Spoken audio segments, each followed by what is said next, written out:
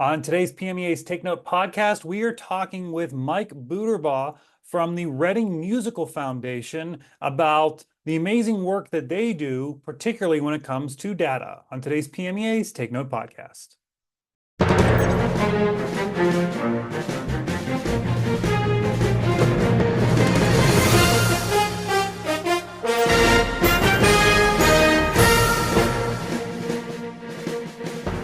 Hello, everybody, and welcome to this edition of PMEA's Take Note podcast. I am Mark Despotakis. Thanks for being with us today. And today we're talking about data and how you can use it as a music and arts educator and the importance of using it as a music and arts educator. And it's a real life story today of how data has been collected, how data has been used. So I'm excited to have with us today somebody that you may know if you've been in PMEA for a while, Mike Buterbaugh from the Reading Musical Foundation. He is a music education advisor. He's a jack of all trades, though. He does so much there. Mike, thanks for joining us. My pleasure, Mark. Good to be here. Thanks. So I like to have people just start out by kind of telling us about themselves, maybe kind of the elevator speech. So tell us about your teaching career and then kind of how you ended up now in this, we'll say your second career. Gladly. I'm originally from Waynesboro, is where I went to high school and graduated. And from there, because several of my music teachers went to Lebanon Valley, I followed to Lebanon Valley, and after I graduated there, I taught a year in Fulton County before I settled into a career as the director of vocal music at Schuylkill Valley School District, which is right near Reading here. And I retired there in 2014 after 34 years. And it was really during that time that I was very active in our what we call MBBC, which is Music Educators of Berks County. I served a few terms as president there, a couple terms as different vice presidents, and also actually started their website back in 2006 when I had no clue how to do it. Through that working there, I got to know just about every music teacher in the county, and that helped me connect Reading Musical Foundation with music teachers across the county when I started my role there in the fall of 2014. And so that's really what got me to RMF. And I do want to mention, since we're with the PMEA here today, that when I was at Schuylkill Valley, I had a wonderful course student named Abby, who most of you know as Abby Young, who continues to do great work as the executive director at PMEA.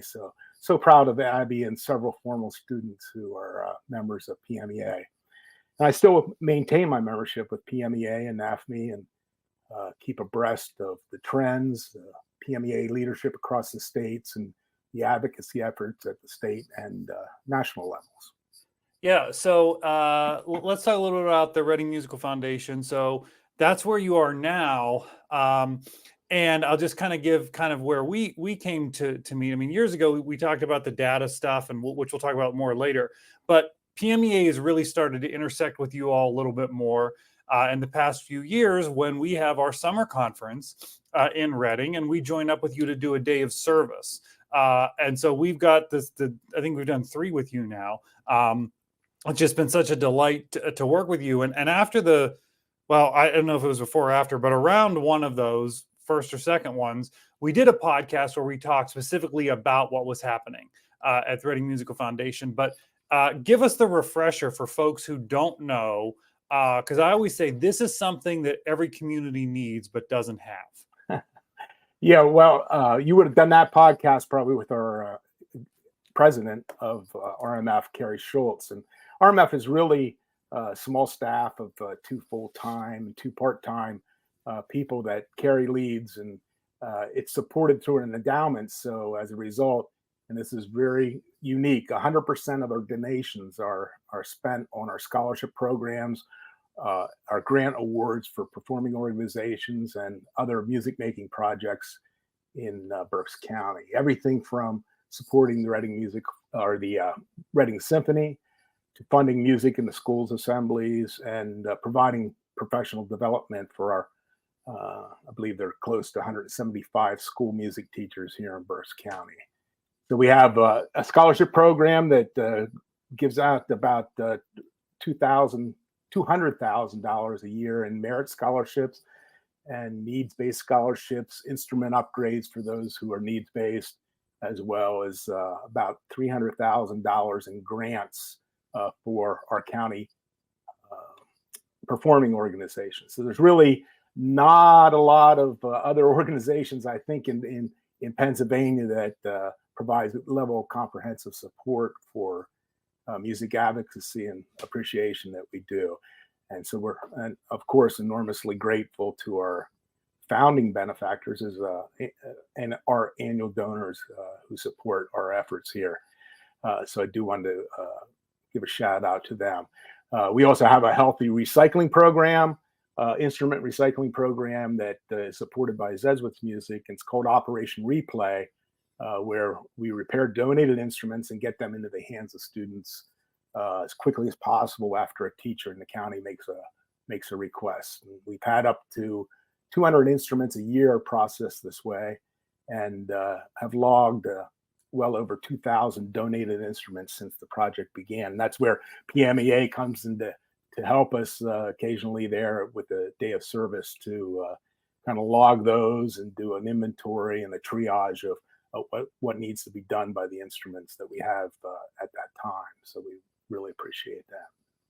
Yeah, it's been fascinating on those day of service days when I've had a chance to talk to actually some of the local music educators from the area who are then volunteering, giving back, and they speak to the impact and they speak to what their students have received from what you all have done. So it is astounding. It is amazing. And you're correct. I don't know anywhere else in Pennsylvania that there is something like this, which is fantastic. So as we go back in time, then, years ago, we connected when you were doing some, advocacy work through Reading Musical Foundation when it came to data. And I would say that you all were really on the forefront of collecting data, to help music teachers in a time when that wasn't, I'm not saying it's easy to collect data now, but then it was much harder than it is to do now. So talk to us about why you collected that data. What were your goals in doing that?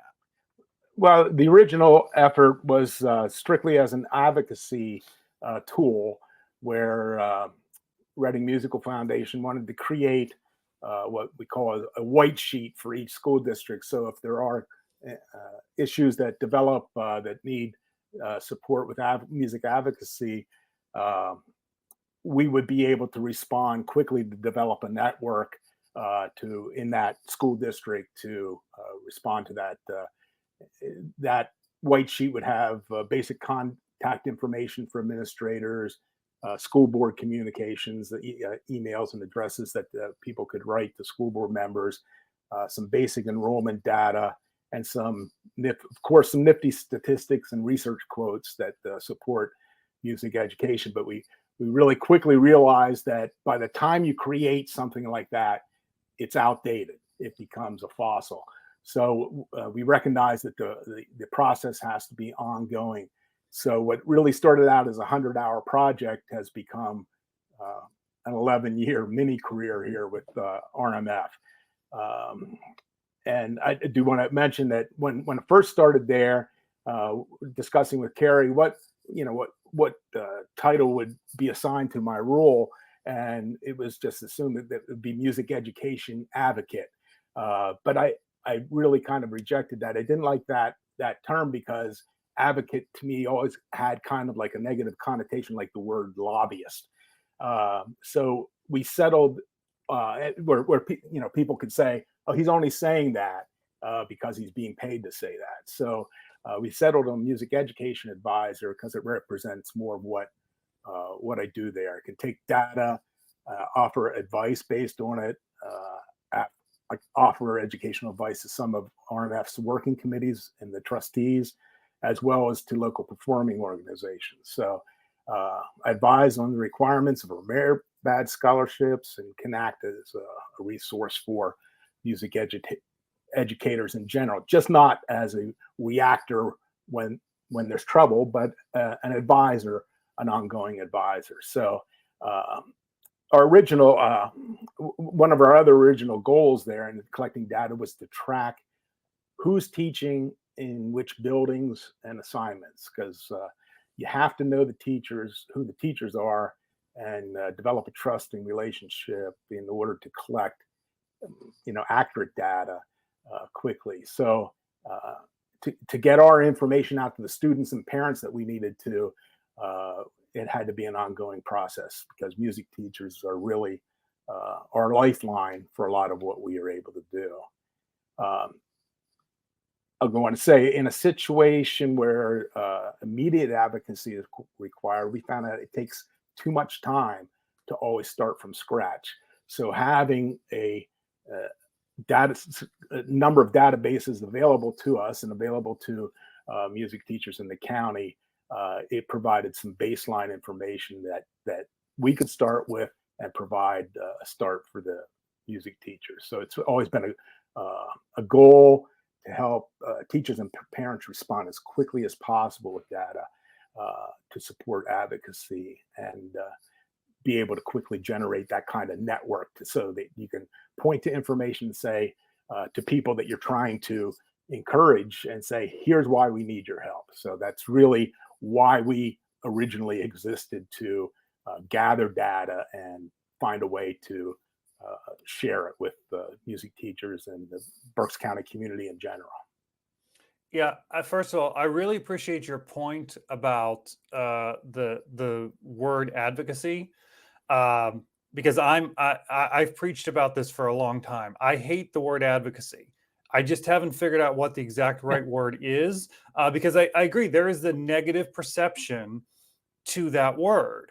And you don't want to be reactive. You want to find ways to be as proactive as possible. So I appreciate someone else who's had that same thought. I like that. Yeah, it's like advocating. Advocacy is what you do, but it's not who you are. So Right. it's to be known as the advocacy, like you just said. It's sometimes people don't trust that word or don't Right. trust the person behind that word. Right. Absolutely. Okay, so you mentioned 11 years that you've continued to collect this data. So obviously it's valuable. Obviously it's been useful. So can you share some ways that it's been helpful to schools? Because I think people hear data and they say, well, okay, well, all right, but then what do I do with it? So Right. what ways has that actually been helpful to schools where you've been collecting data? Well, in general, we have 18.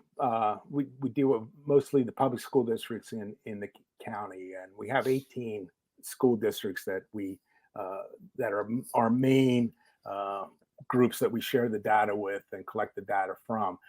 I would say the biggest advantage in general for our data efforts is that we're able to quickly identify programs that are healthy, and others where our advocacy efforts, there I use the word advocacy, to support our efforts are needed.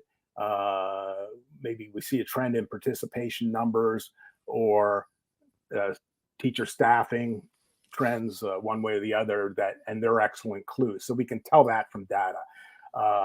We can also compare earlier data we collect with the current data to see where these enrollment and participation trends are heading. Because let's face it, a healthy program is your best advocacy, and a good program is your strongest advocacy. So we like to try to reach out immediately if we see a program in need, because we know that could present problems down the road. And again, going back to about earlier data, since most of our data is original data, is pre-COVID, we'll be able to track how programs are coming out of the pandemic, and we already have been able to do that and have determined in Berks County where thank goodness the majority of the programs have responded robustly after the pandemic, and again, a tribute to the music teachers who are behind keeping keeping after their students and keeping programs moving through the pandemic. So we have a number of teachers contacting us on a regular basis to provide data, and it saves them a lot of their own work and time when they need to determine what other districts are offering various ensembles and classes, and perhaps comparing student to teacher ratios and so forth, those which they need to use to defend sometimes the position. But so some of our greatest help has been on what I refer to as data on demand. So we have a collection of data that we refer to and update, but we also have a what I call collection data on demand, where teachers might need to know more specifically some targeted data. We've been able to determine everything from which schools use the MACE for their drum major and which don't, to which districts have participation fees for ensembles, to even which districts charge a fee to use school-owned instruments. So a teacher can contact me, say, I'd really like to know this data, and usually within a week I can turn around that data, and it's done with primarily through email. And again, it's a matter of having a great group of teachers that are willing to respond very quickly. So it's through email. I try to get to all the county teacher meetings where some of the data I can update pretty quickly in a meeting or two there. So we've done that, and a couple of other major projects.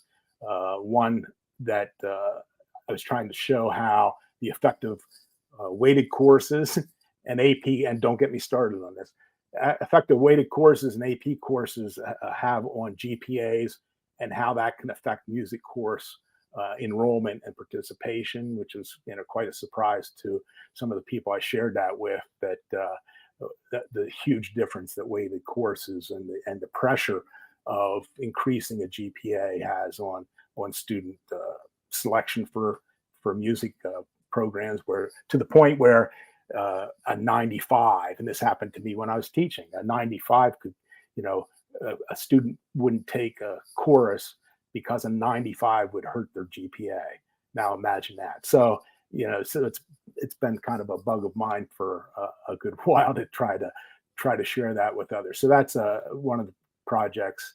Another major project has been where we collected the number of instructional minutes per week or per cycle for general music at each grade level in all 18 public school districts in Berks County, and shared that with our Berks County music teachers, so they could see, what was going on in other school districts. They're fighting for, that additional 5 minutes of general music a cycle. They have that data to compare what's going on in the other school districts. So those are some of the projects. I would say one of the longest and the hardest project was to create an advocacy tool for a county. It was back in 2018, I believe. I probably started it in 2017. It took over a year to do, was to find out the total number of unique students in grades 4 through 12 who choose to participate in a performance ensemble. Not that they're required to, but we came up, and these are, had to eliminate those students that overlapped. And our teachers were great in providing this information, and I had a little calculation to try to figure out which ones overlapped and so forth. But we determined in Berks County we had 16,947 students enrolled in ensembles in grades 4 through 12 in the county. And again, that's for people who choose to enroll in those districts, not, or in those ensembles, not that were required to. In fact, there was 9,200, it was a little over 9,200 in high schools and middle schools alone. Now, the reason that's important, because those numbers represent how music has an impact on these students, can have an impact on these students. And really, as I was collecting, I said, what administration or school board would try to take away that from the 500 to 600 families those numbers represent in their district. So when you have that kind of tool available, it can be impactful when people are fighting and advocating for their program. So. Yeah, and so not every county is lucky enough to have something like this. So I've always encouraged people to do things like participate in the NAM Foundation Best Communities for Music Education. Even if you don't get it, go through the survey process and keep that data from year to year. Because if you might not be lucky enough that you have something like Reading Musical Foundation to say, where do I stand in the county? But at least you can look at your numbers versus where you were last year versus where you were 5 years ago, et cetera. And that's on a whole variety of factors. And you can pick what factors you might think are important, but it's just important to continue to keep tracking those things. So I think it's incredible the level of detail that you have gone into, but then also the network that you have created that, here's what the question is. All right, I don't have the data on it, but I'm going to see, I can easily find it because I know that, the teachers here are going to respond. And that's just such a credit to Reading Music Foundation and very particularly your work in just making that happen. So we live in this world then of school districts are reporting data all the time. And they've actually been reporting data on music and arts education for a while. It just was never really used because it was complicated to get. At one point, years ago, we were able to get some put on a disc, and it was still years old. So it was pretty much useless. Well, we're lucky enough now to be part of the Arts Education Data Project in Pennsylvania. We'll put the website for that on the screen. And you can go there and look at information on your school district. You can compare to other school districts. We have information there on how to make sure that you are updating with the people in your school district to make sure that the information is accurate. This is kind of what you're doing as much as we can do on a state level, because we can't figure out for every school in the state who uses mesas and who doesn't with their marching, though that would be a fascinating fact. But there is so much important data that can be found out of there. So my long-winded way of asking you here is, what then is your advice to teachers out there to take advantage of it's at our fingertips now? How can they take advantage of this and how can they use this information? Well, yeah. First of all, you mentioned about the link that you'll show the people about how to make sure that this data is accurate and so forth is to do that. Make sure that your own school district's data is accurate. You'll look at it. I guarantee you'll look at it and go, that's not our district. That's right. Because when it first came out, being very familiar with the schools in Berks County, I went through and I found it a little bit hard to manipulate, but finally was able to figure out some things. I'm thinking like, this does not really accurately represent the district. So the first thing I would highly recommend and encourage people to do is to find out who your PIMS manager is. And Mark, remind me what PIMS means. Pupil Information Management System. That's right. Okay. It's PIMS.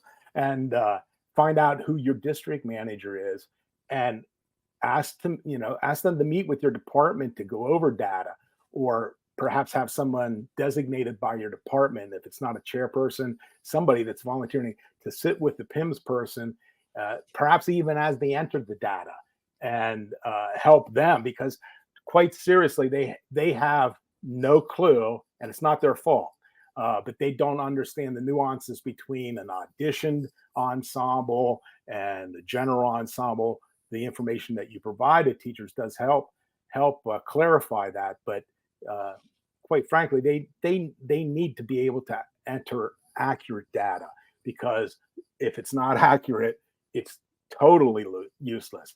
And so if everyone can do that, and matter of fact, one of the first things I'll be doing when I get back to the office in the next week here is to try to find out from every school district in the county who their PIMS manager is, so that I can provide it to the teachers in Berks County. Say, this is the person that you need to contact to make sure that your data is accurate.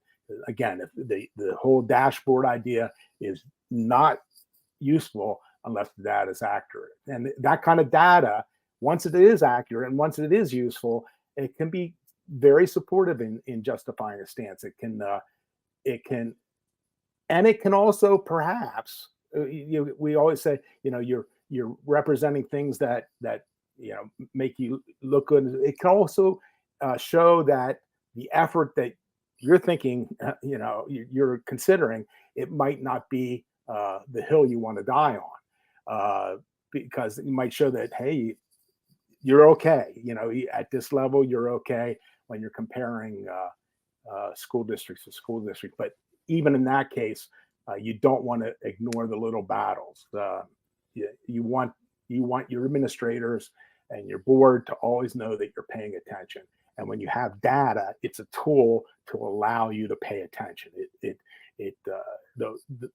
They'll appreciate that, because it's not just theoretical. It's hard data. It's kind of like you want them to know you're paying attention, just like the coach on the sidelines who's chirping at the referee in order to get them better calls down the road. So let them know you're using data, if because why not? It also helps you to confirm some data. Would be helpful to confirm data that you see on the dashboard with comparison schools. If something doesn't look quite right, or say, well, that can't be, I would encourage those teachers to reach out, or if you're in Berks County, reach out to RMF, and we'll find out what the information is. But other counties can do that as well, even without an RMF. Like referencing data is huge in supporting your cause. While the emotional attachment to music should always have a priority, having 20 students getting up in front of a school board and saying, music is my favorite class, that's great, but it's not quantitative. And unfortunately, they're looking for numbers, they're looking for facts, not feelings all the time. So you have to balance that. You don't want to wait till there's an issue to collect and share data. It has to be an ongoing balance, an ongoing process, so that you can balance that approach with the heart and the emotion, and with some facts and figures. No administrator likes to be surprised by a teacher, and no board likes to be surprised by an administrator. So I would always encourage people, with the data available, to include your administrator as soon as you notice a trend that's of concern, so that you're not hitting them all at once, and then their first response is, why didn't I know this before? So when the data's there all the time, you can always know it. There's a way to always know it, and administrators can use it, certainly, as well as teachers. And I would, if an administrator is not using it, once it becomes accurate, I would encourage them to do the same thing. But and the dashboard is just a tool. It's one of the many tools. So I would recommend, like you say, that whole process with the NAM best music schools, best communities, right? That is tremendous. As a matter of fact, we led a workshop. RMF led a workshop for the schools to try to help them, encourage them to go through that process at one of our in-services a few years back. But you always keep internal data, always keep internal department data, and that's one of the things that would be useful. That NAM data as well.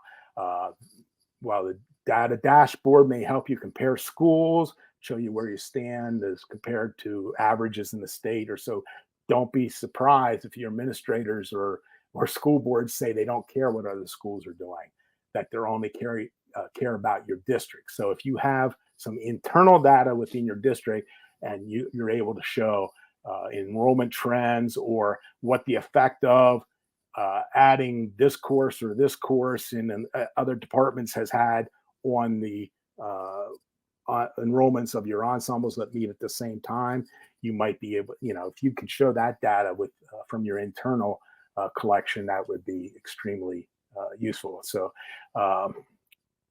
anyway, it's all this data, all these little points of the internal, the NAM product, the dashboard. They're all tools. One's not going to do everything for you. You have to use a variety of approaches to collecting data, including just talking to people. So it's not, you can get a lot of data and information from just sharing a conversation with the teacher in the neighboring school district. Yeah, and I tell you, one of the things I live by is data drives policy. And so that is important to remember that. And as we look at that dashboard, you've talked a lot about ways that is useful then at the local level. Let's take it up 2 levels. That becomes useful at the state level when it's accurate and we can say this is how many students don't have access, and so this is a problem. And then this dashboard is tied to other states, so it is national. And we can look at that number nationally. And when you see a number nationally that says, well, 92% of students have access to music and arts education, well, you might jump up and down and say, that's wonderful. It's 92%. But then when you realize that 8% is actually millions of students, you're not jumping up and down anymore, and realize that there is still a problem here. So, Mike, some wonderful advice from you today. And again, I just wish every county had a Reading Musical Foundation. I wish every county had a Mike that was there doing this data work. But you have told all of us how you can actually do it internally. So appreciate your work and appreciate you being with us today. Glad to be here, and shout out to all the music teachers in the state doing great work, and love to see what's coming next. With all the groups. That's the fun of this discipline, right? It's constantly evolving. Right. Yeah. All right, Mike, thanks for being with us today. And thank you all for being with us on this edition of PMEA's Take Note podcast. We want to thank our sponsors, the Grove City College Department of Music and Zezwitz Music. We will see you next time.